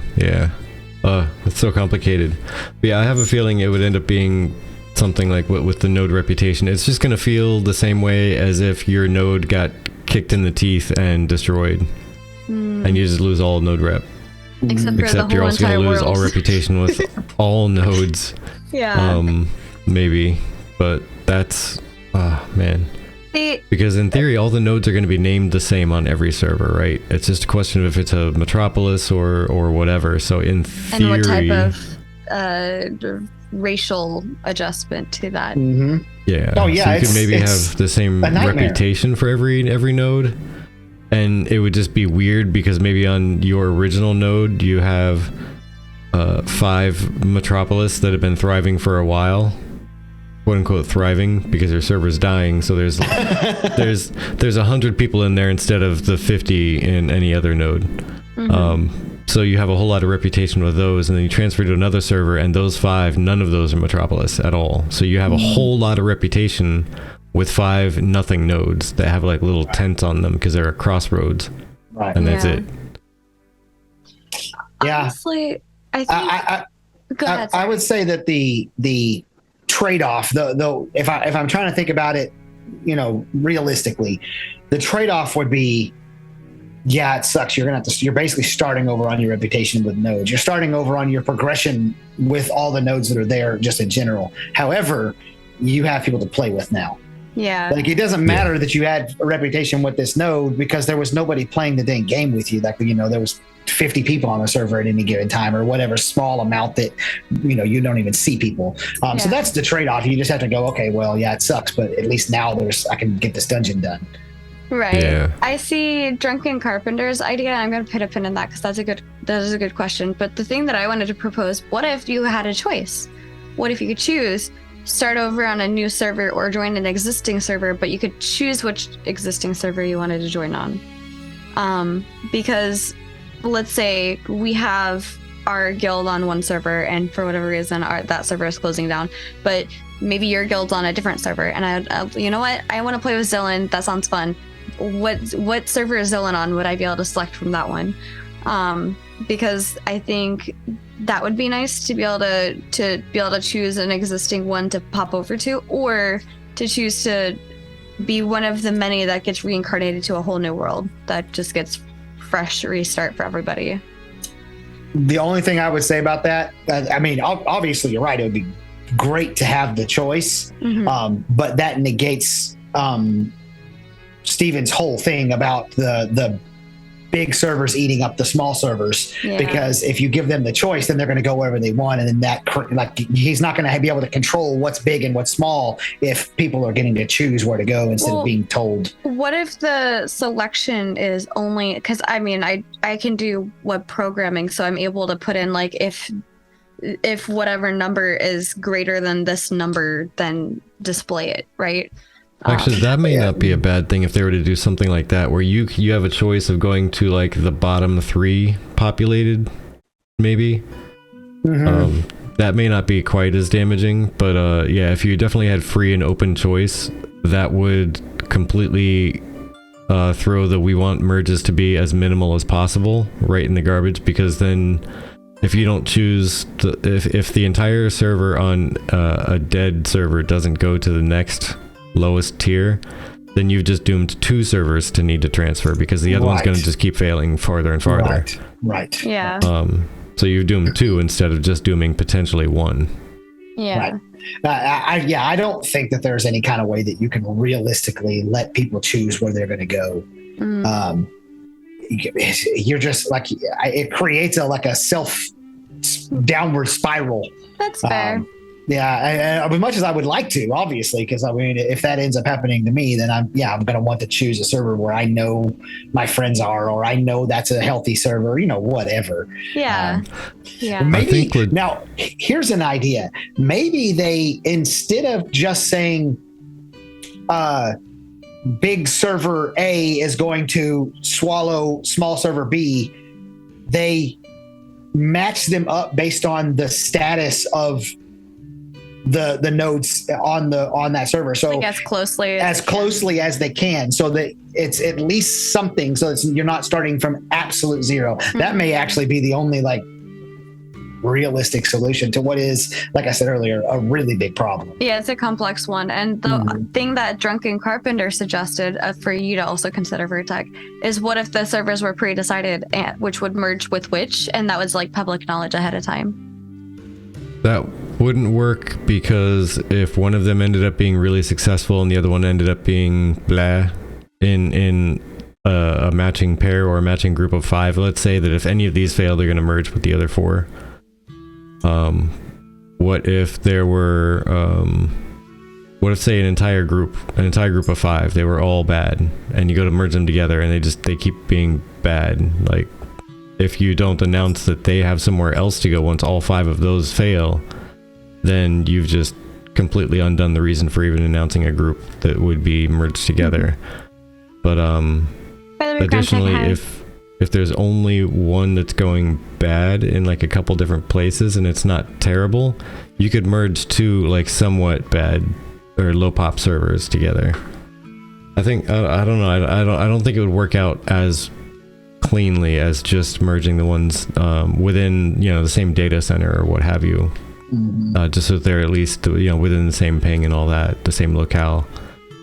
But I was also thinking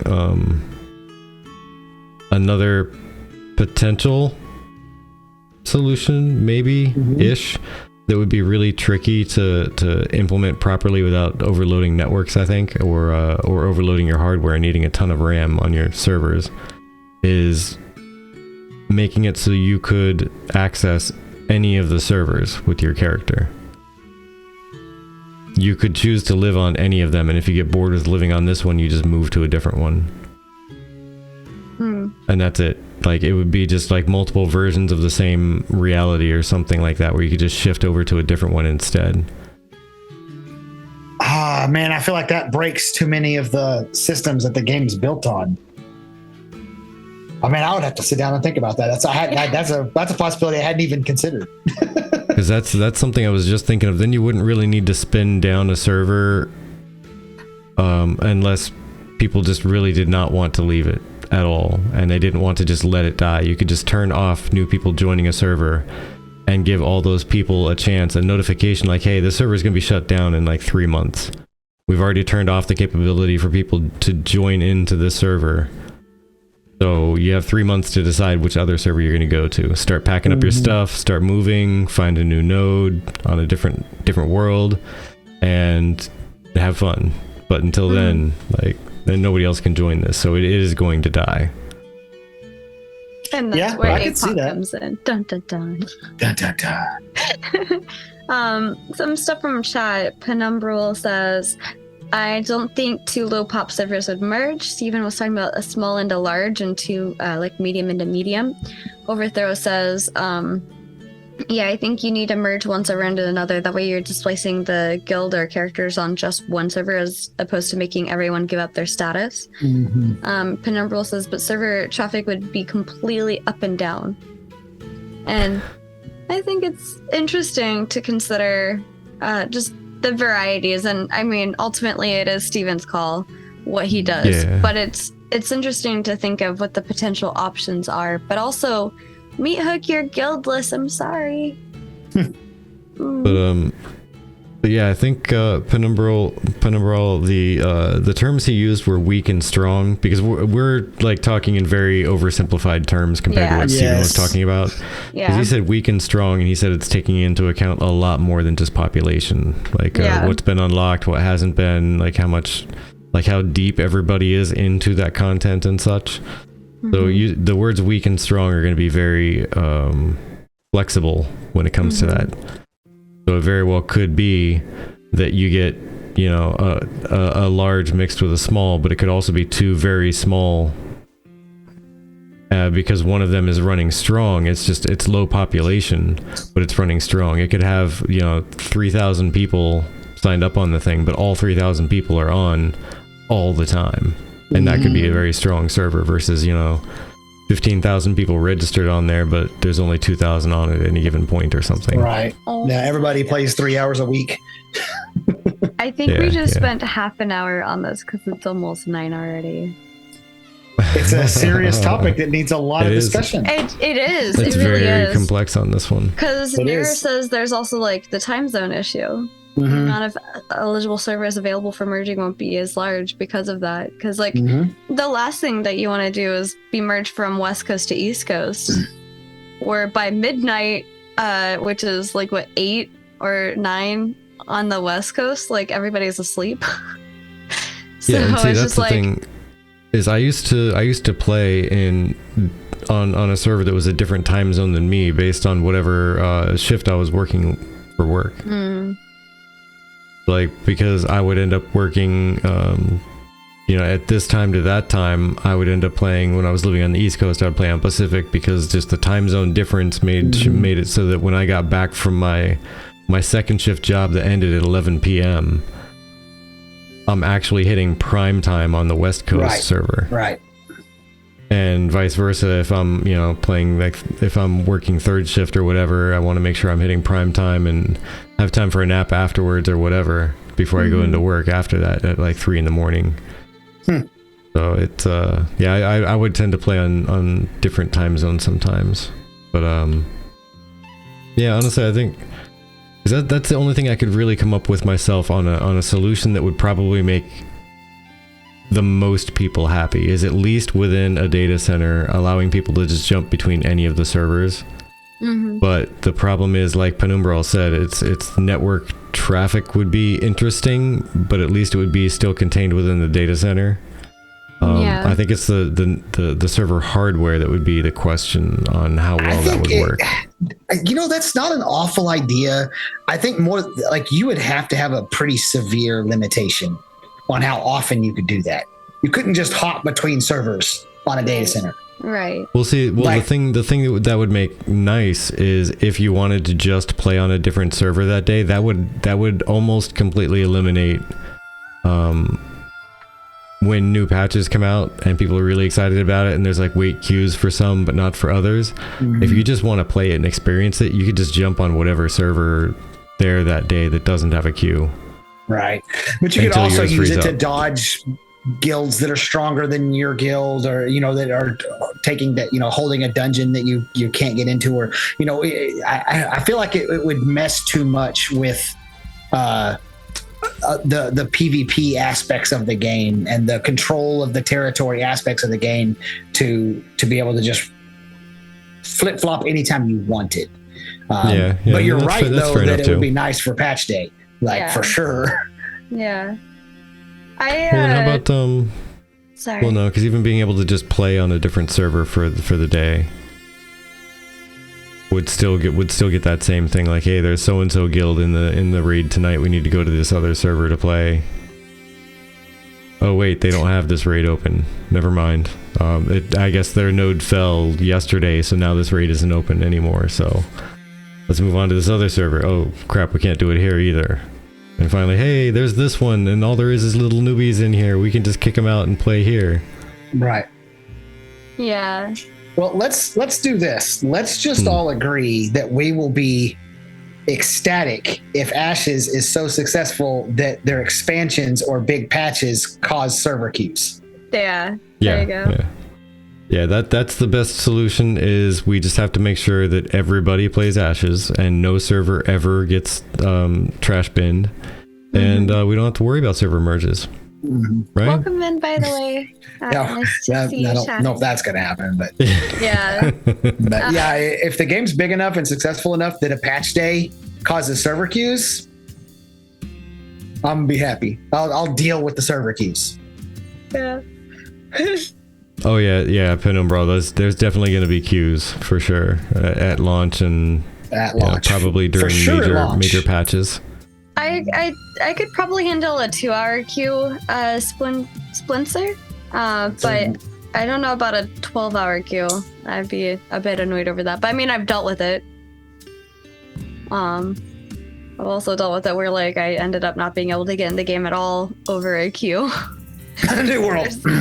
Well, also when Final Fantasy XIV had their most recent patch, or not patch, but expansion, I stayed away from Final Fantasy XIV for a while because you couldn't even get into the game. Right. So I was like, okay. But. And there's definitely Splinter. I'm gonna pronounce it like that because it sounds fun. Let me know if I'm wrong. Splinter. There's definitely one, without a doubt. I mean, I may joke around we just gotta make sure that whatever, there's not gonna be a merger, but there's gonna be a merger. There's gonna be queues. There's gonna be all that stuff. It's guaranteed. Every game has it. And like other people have mentioned, it's because of just the design. You can't have 900,000 minute queues. So you got to overplan. Yeah, absolutely. Yep, and then there's going to be server merges. So get on a good server to start with. Absolutely. Oh, I can imagine. Was he? So oh my goodness. It is 9. Yeah, I was just going to say exactly that. But like you said before, it is 9. Time has flown by, and I'm getting that hunger thing. And it might be just about time to take our little break thing. Zillion, not sure if you feel like hanging out after the fact or coming back, and we usually take like a 15-minute break when we come back and we just kind of chill, chat and relax and look up random stuff on Ashes or other, and just kind of enjoy hanging out with the people in chat. Instead of keeping it on topic, letting the topic wander and go wherever we want. Go wherever it goes. Sure. Wander all over the place. But it's a no commitment thing. You can stay as long as you want. You can join in when you can, leave when you need to, kind of thing. Okay. Word. All right. Tangents of creation. Well, we can't take that one because I believe that's Kale and Lace. Chaos and Lace. Chaos and Lace. Yeah, nice. Yeah, you think of Kale and what was that one couple that we used to raid once in a while? It was something along those lines. I know who you're talking about, but I can't remember the name anymore. But Yeah, I don't remember. Sorry. either way, for right now though, Zilla, did you have anything that you would like to say to close out today, the podcast portion at least? Anything you'd like to drop? There is one thing I would like to say. I mentioned earlier that the best current Ashes of Creation content creator is Roar, and I meant that for the record. But I also wanted to say, in my opinion, the absolute MVP of the Ashes of Creation community is Alexia. Every damn time I post a video, Alexia comes in and comments, and the comment just says algorithm appeasing comment. Every time, every video, every time. And you know, I try to make sure that I respond to people and all that stuff, but you know, it's hard to always have something good to say to that because it's not really much of a comment. It's just helping the algorithm. So I just wanted to say out loud to Alexia, I truly appreciate you coming in to support me. And I mean, I see it on all the other Ashes video creators. So in my opinion, you're the MVP of the Ashes community, and I appreciate you. So thank you. That's really sweet. Yes, very awesome supporter indeed. Just pop in there, drop a response. It just says confirmed. I love it. Have a whole conversation of confirmed, reconfirmed, double verified, triple. Double verified. All right. Well, how about you, the Chibi? Did you have anything you wanted to say, podcast-wise, before we run away and do the break and the food thing? We should have if we're gonna merge with another server, we should have an APOC related theme where like this red line just appears and you have to fight each other for the death, and then once everybody dies, that's when you get merged over. There you go. Every player gets ported to another world. The person who lives, the last person, his server is the one that gets to keep all their status and everything. There you go. Yep. To the death to the server. Yeah. There we go. I love it. Just ported to like another realm or something like that. I imagine that's how Ashes of Creation will just die. Is like there'll be this worldwide APOC kind of scenario if they're shutting down the servers and they're just like initiate the red button. Oh, you know what? And since you say that, I could legitimately see Steven being that type of person that if Ashes were to down the road, it'll never happen. Don't believe it. But if it were to happen, the Ashes were to fail, I could see Steven totally doing something like that. Like we gotta go out with a bang. Like there's gotta be an actual world-ending event that happens. Yeah. And that's how Ashes dies. Yep. The end. Boy. But either way, thank you everybody for hanging out with us. We appreciate you just hanging out and just chatting, and you have done a lot of that, so it's greatly appreciated. We love you. You spent your time here. You do not get that back. So we're glad you spent it with us. It means the world. Where will you be when Vera ends?